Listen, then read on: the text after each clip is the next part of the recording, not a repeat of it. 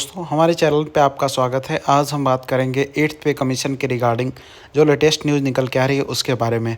तो दोस्तों वीडियो चालू होने से पहले एक छोटी सी रिक्वेस्ट है, अगर आप हमारे चैनल पे नए हैं तो प्लीज़ चैनल को सब्सक्राइब करें, साथ ही साथ वीडियो को लाइक करें और वीडियो को अंत तक ज़रूर देखें। 8वें वेतन आयोग में केंद्रीय कर्मचारियों की कितनी बढ़ेगी सैलरी, आ गया बड़ा अपडेट। तो जो ये बड़ा अपडेट निकल के आ रहा है कि आपका 8th पे कमीशन लगने के बाद कितना सैलरी बढ़ेगा, उसके बारे में हम वीडियो में आपको बताएंगे। 8th pay commission national council joint consultative machinery NCJCM के सचिव स्टाफ साइड शिव गोपाल मिश्रा के अनुसार 8वें वेतन आयोग में फिटमेंट फैक्टर कम से कम 2.57 होना चाहिए। तो अगर आप एनसीजेसीएम के सचिव जो हैं शिव गोपाल मिश्रा की बात कर लें तो ये बोल रहे हैं कि इनके हिसाब से फिर जो फिटमेंट फैक्टर होना चाहिए वो कम से कम 2.57 का होना चाहिए और उससे कम नहीं होना चाहिए। आगे हम बात कर लेते हैं जेसीएम के सचिव शिव गोपाल मिश्रा के अनुसार 8वें वेतन आयोग में फिटमेंट फैक्टर कम से कम 2.57 होना चाहिए। यह 7वें वेतन आयोग के समान या इससे भी अधिक होना चाहिए।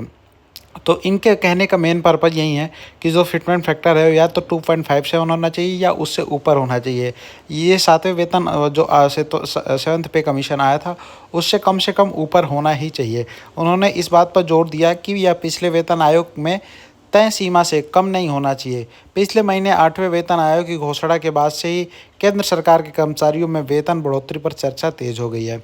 आगे हम बात कर लेते हैं डिटेल्ड में, क्या है डिटेल। एनडीटीवी प्रॉफिट से बात करते हुए मिश्रा ने यह दोहराया कि मेरा अब भी मानना है कि फिटमेंट फैक्टर कम से कम 2.57 या उससे अधिक होना चाहिए। आधार वेतन और पेंशन निर्धारित करने में यह कारक आवश्यक है। रिपोर्ट्स के मुताबिक अगर 8वां वेतन आयोग 2.57 के फिटमेंट फैक्टर को अपनाता है तो केंद्र सरकार के कर्मचारियों को 157% की वेतन वृद्धि की उम्मीद कर सकते हैं।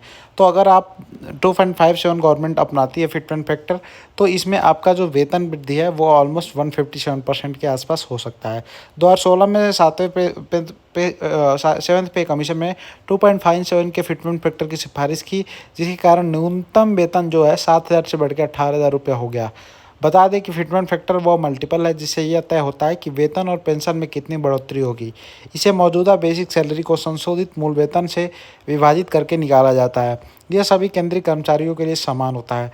तो अगर फिटमेंट फैक्टर की बात कर लो तो ये आपकी जो सैलरी है, कभी भी पे कमीशन आता है तो उसमें फिटमेंट फैक्टर ही वो कारक होता है जो आपका सैलरी डिसाइड करता है कि आपकी सैलरी कितनी इंक्रीज़ होगी। तो अगर फिटमेंट फैक्टर जितना ज़्यादा होगा सैलरी आपकी उतना ज़्यादा इंक्रीज़ होती हुई दिखेगी। आगे हम बात कर लेते हैं दोस्तों, तो सैलरी कितनी बढ़ सकती है। एनालिस्ट का मानना है कि नया वेतन आयोग 1.92 से 2.86 के बीच का फिटमेंट फैक्टर पर विचार कर सकता है। इन फिटमेंट फैक्टरों को कारक में ध्यान रखते हुए केंद्र सरकार ने कर्मचारियों और पेंशन भोगियों के लिए संभावित वेतन संशोधन 92 से 186% के बीच हो सकता है। तो अगर फिटमेंट फैक्टर 1.92 का होगा तो 92% के आसपास आपका सैलरी इंक्रीज होगा। अगर 2.86 के आसपास होगा तो आपका सैलरी ऑलमोस्ट 186% के आसपास इंक्रीज होता जाएगा दिखेगा। तो अगर इसी तरह से आप निकालना चाहो तो 2 का फिटमेंट फैक्टर होगा तो आपकी सैलरी ऑलमोस्ट 100% इंक्रीज होगी। 1.5 का होगा तो आपकी सैलरी ऑलमोस्ट 50% के आसपास इंक्रीज होगी। तो इस तरह से आप अपना जो है सैलरी इंक्रीज करके निकाल सकते हो कि फिटमेंट फैक्टर के हिसाब से आपका सैलरी कितना होगा। आगे हम बात कर लेते हैं दोस्तों, क्या प्रपोजल क्या क्या है। पे स्केल को विलय करते समय सभी कैटेगरीज को कर्मचारियों के लिए सैलरी स्ट्रक्चर रिव्यू। आगे हम बात कर लेते हैं एकराट फार्मूला और 15वें भारतीय श्रम सम्मेलन की सिफारिशों के आधार पर एक सब न्यूनतम वेतन का निर्धारण, बेहतर वित्तीय सुरक्षा के लिए डीए को मूल वेतन और पेंशन के साथ मिलाना, ये सारे जो मेन अहम कारक है इसका भी डिमांड किया जा रहा है। पेंशन ग्रेजुएटी और पारिवारिक पेंशन लाभों को संशोधित करना और 1 जनवरी 2004 के बाद भर्ती हुए कर्मचारियों के लिए परिभाषित पेंशन योजना लाने की बहाल करना। तो ये जो अगर आप बात करोगे पेंशन ग्रेजुएटी और पारिवारिक पेंशन को जो लाभ है उसको तो संशोधित करना है ही। उसके बाद एक अच्छी खबर ये भी है कि जो 1 जनवरी 2024 से जो भी हमारे सेंट्रल गवर्नमेंट के एम्प्लॉय हैं भर्ती हुए हैं, जब से पेंशन में बंद कर दिया गया था, वो चाहते हैं कि उस परिभाषित पेंशन को योजना को बहाल किया जाए।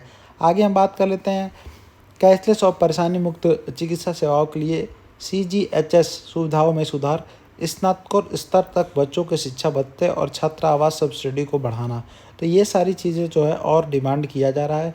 अब देखते हैं गवर्नमेंट क्या विचार करती है, गवर्नमेंट क्या सोचती है, जो कमेटी बनती है वो क्या गवर्नमेंट को रिपोर्ट देती है और उसके हिसाब से क्या फिटमेंट फैक्टर होता है और क्या क्या अलाउंसेस होते हैं, किसमें क्या चेंजेस होते हैं, वो गवर्नमेंट आपको दिखाएगी, बताएगी।